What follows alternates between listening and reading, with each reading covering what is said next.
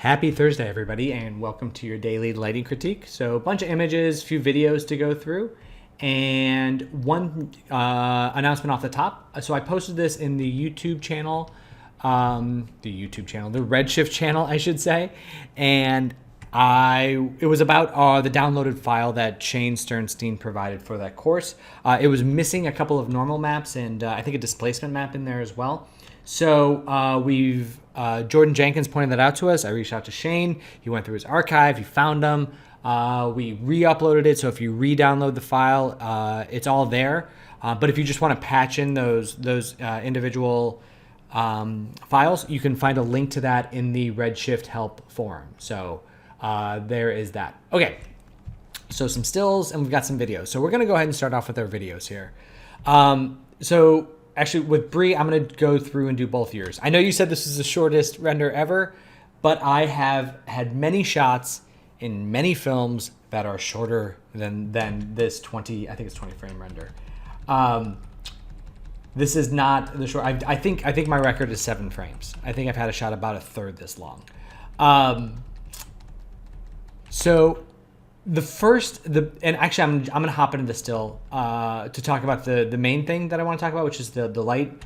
I think our brights can go brighter, but I like the camera movement. I like the position. I like the animation. I feel like, it feels so confrontational. We've got this character looking directly at us, moving, shifting, adjusting towards us, and we are in turn lifting up. It's almost like we're like two bulls dropping our head, getting ready to charge one another. It's a very, very cool start to the shot. I don't know what the rest of the shot looks like, but I think you got a good thing going out of the gate.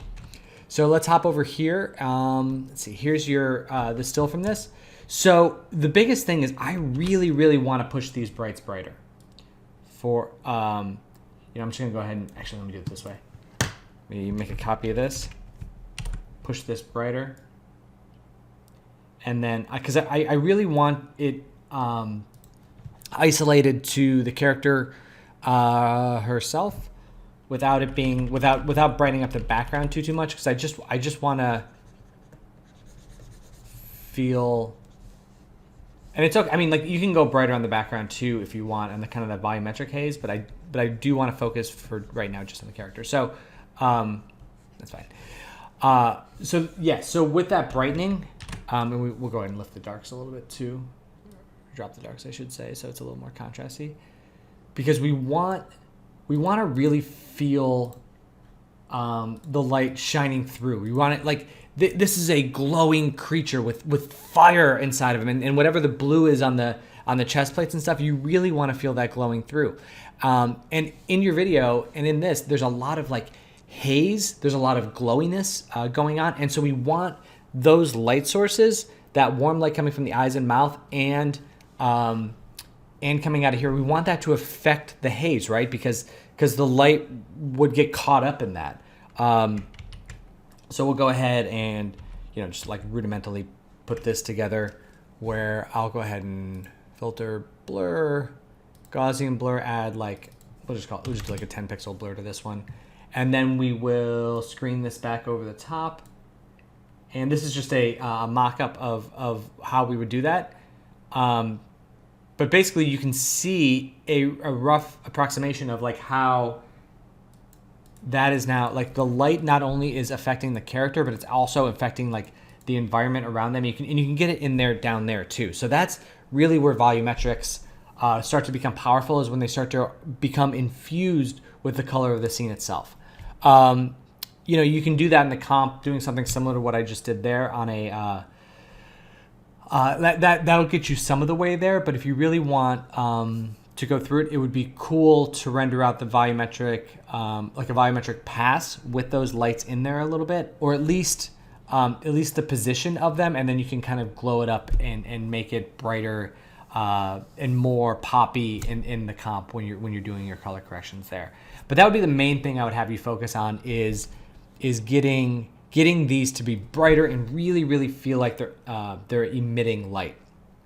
The other thing I would like to see, perhaps, this is looking a little matte, in that I would like to see a little more specularity, maybe just on some of these, on like the armor, perhaps on the, is he holding a weapon? Is there some, let me see.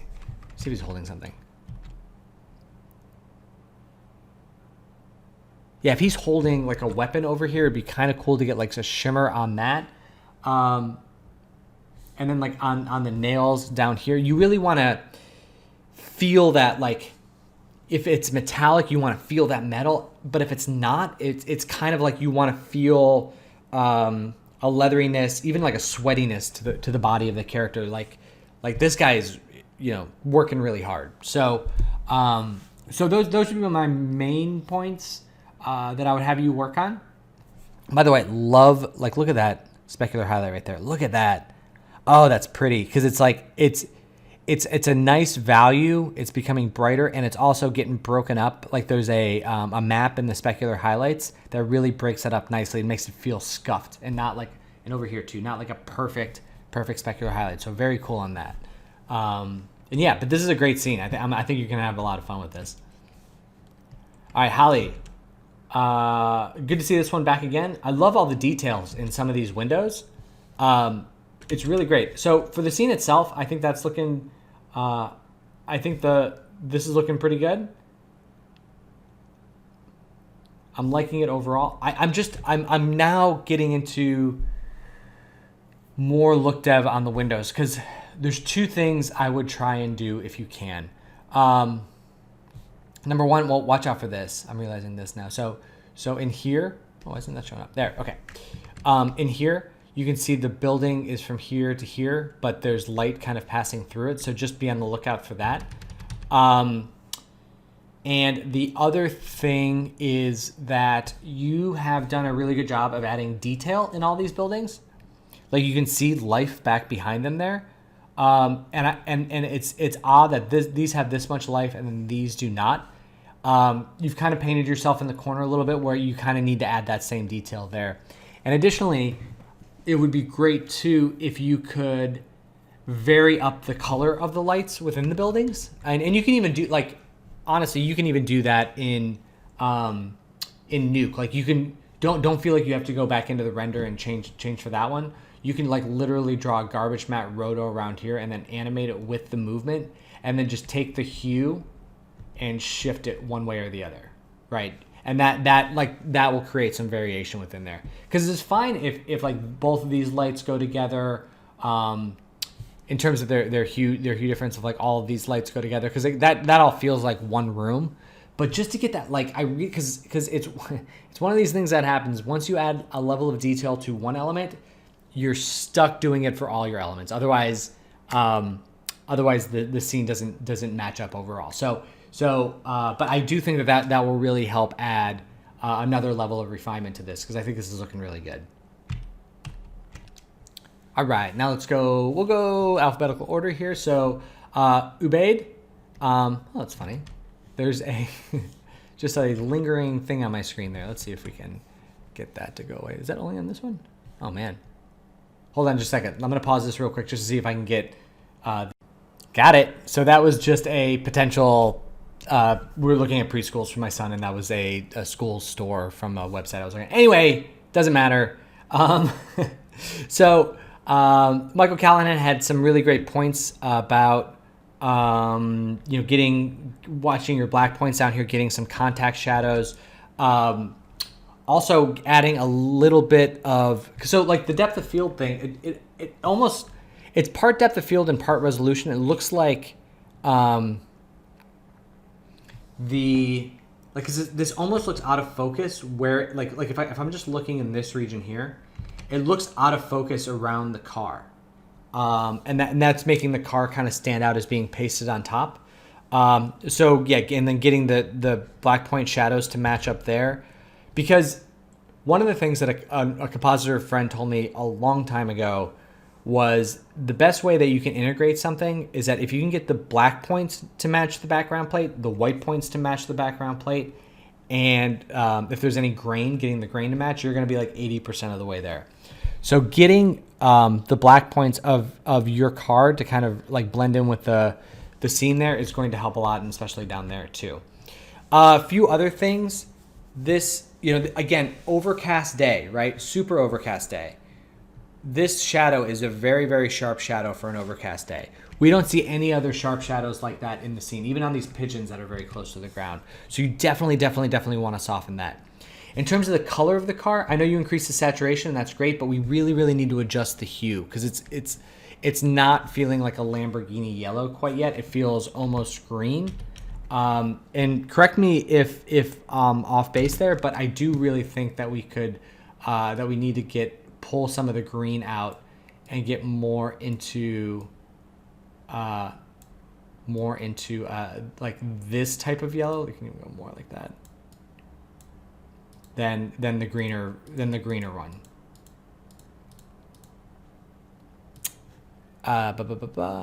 And then yes, and then the taillights too. Really need to we need to get like a glowy element going on the taillights to really get those two. So and I say that because they either need to be on or they need to be off. And right now it looks like, because I can see some spill light going on the surrounding, and that's really great.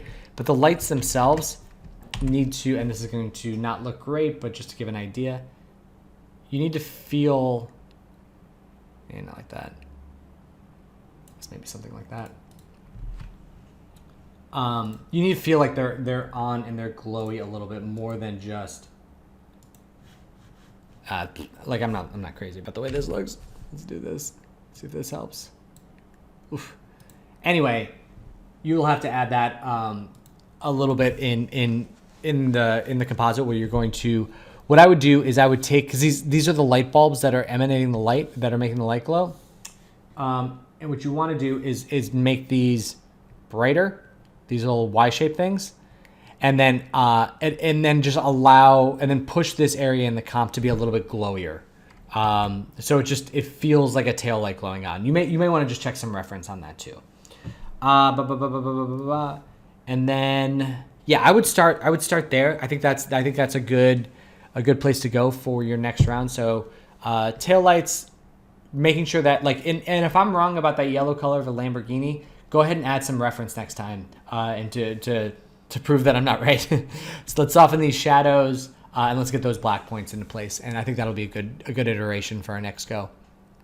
So Alfredo, your other submission is the sushi. I think this is a really beautiful reference. One of the things about seeing the reference versus seeing this is we are really missing this darker element in the foreground. It would be great to try and work that in somehow. Like it's just like, I really do think that helps create like this portal of looking out. And I get that we really don't see that too much in the open water. I'm just wondering if there's something, maybe it's just a matter of darkening the darker points on this guy, to kind of match along with that. But I do just kind of want to see some darker elements in the foreground if we can. Number two, this guy's really funny.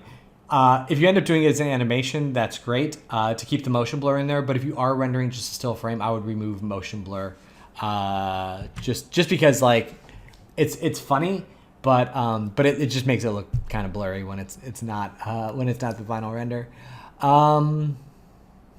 For this element, I feel the glow of it because I feel a little bit of a haze around it, but like the edge of this is a little tight. I would want to see a little bit more like hazy, glowy edge blur on that. This value in here is getting a little super bright, so I would take that down. And then additionally, the one area that you could really amp up is your adding some caustic lights.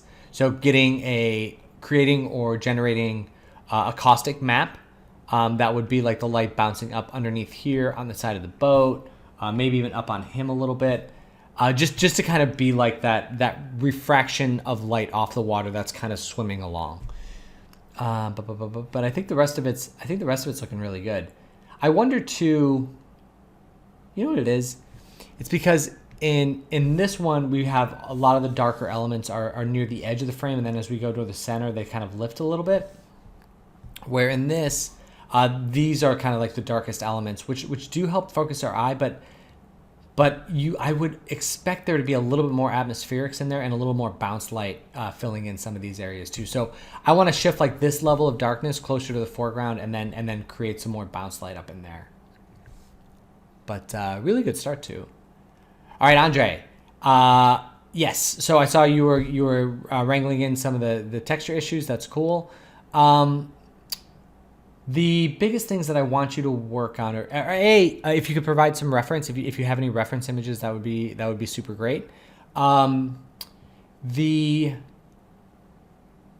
first thing is, so I guess you adjusted his hair color. I just want to make sure that that's intentional, that he has gray hair. If that's the case, it's totally fine.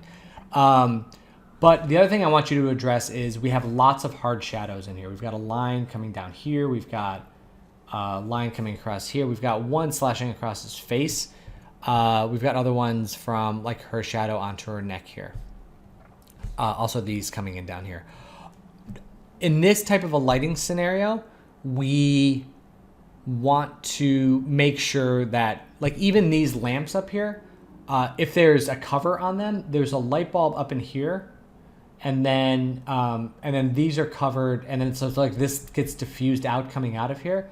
So like this light source actually goes through this diffuser and then would get softened this way. Outside, we're not getting hit with super direct sunlight. Even if we were, it's passing through a glass surface, which would diffuse it. So biggest thing would be to soften some of these shadows, which would overall soften the kind of the look of the scene as a whole.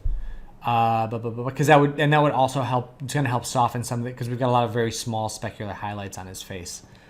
Outside, there's something that we should do outside because the image plane that's out there is pretty it loses because it's close to camera. It loses its perspective. Like it feels like a set. So my thought would be to make it like we're not really gaining anything by seeing too much outside. So I would almost make all of this darker with like maybe like a little hints of like a street lamp light on the street, like making it more nighttime. And that would allow all the light on the interior to really kind of hit our characters and go from there.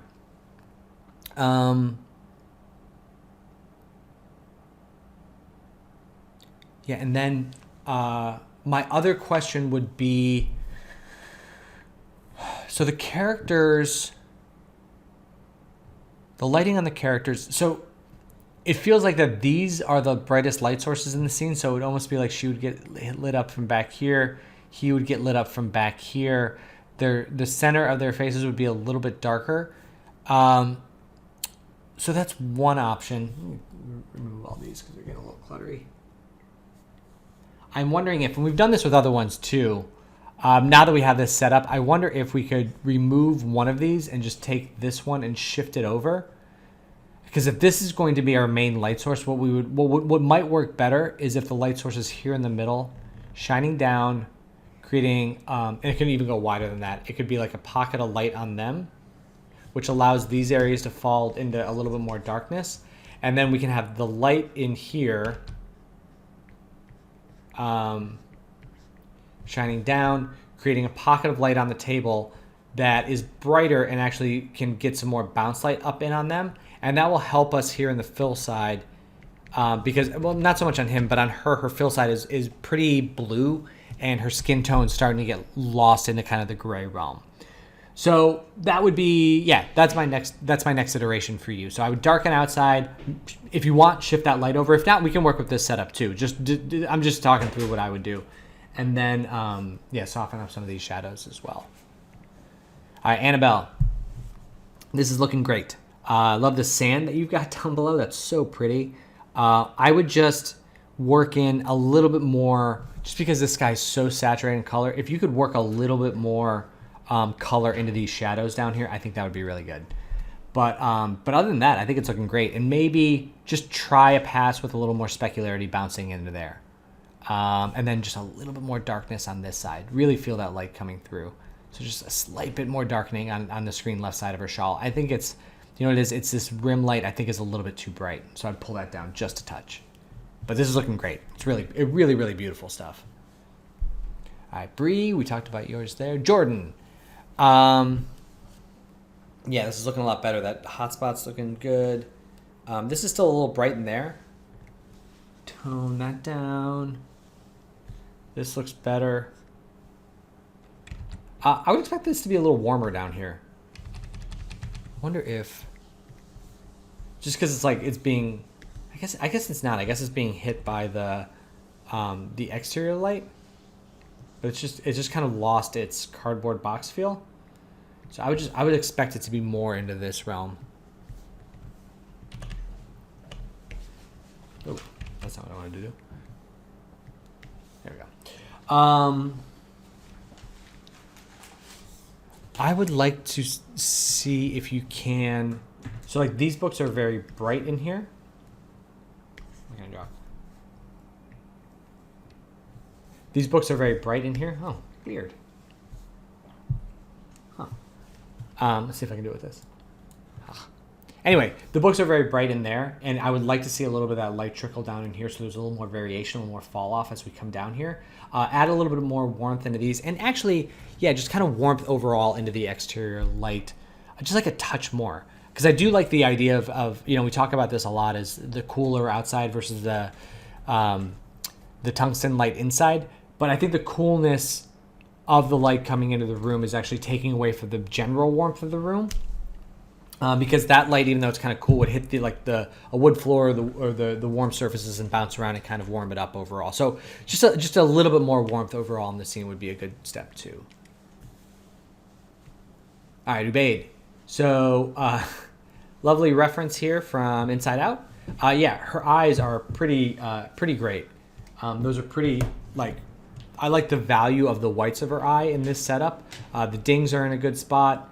I would shift that one over just a little bit if I was being picky, but that's okay. But good shaping in there.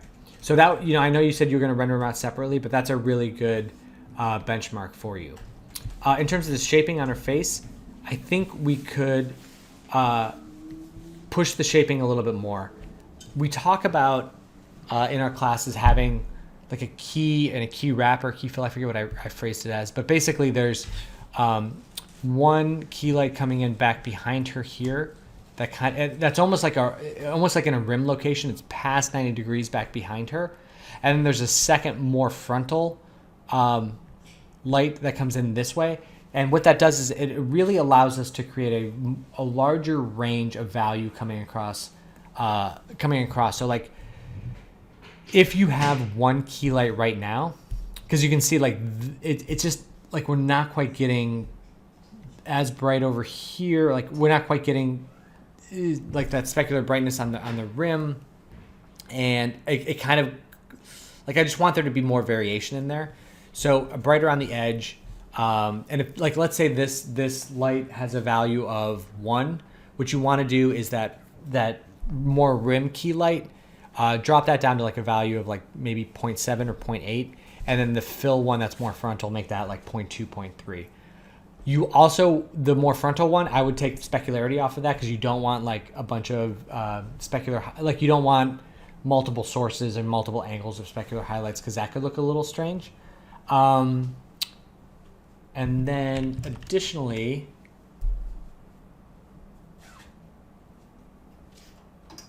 you, at some point, I just feel that this back wall is lacking a little bit, like it's like it's missing textures. So at some point you may want to just add a little more color on there, like make the windowsill white or something. Also the angle on this, I'm wondering if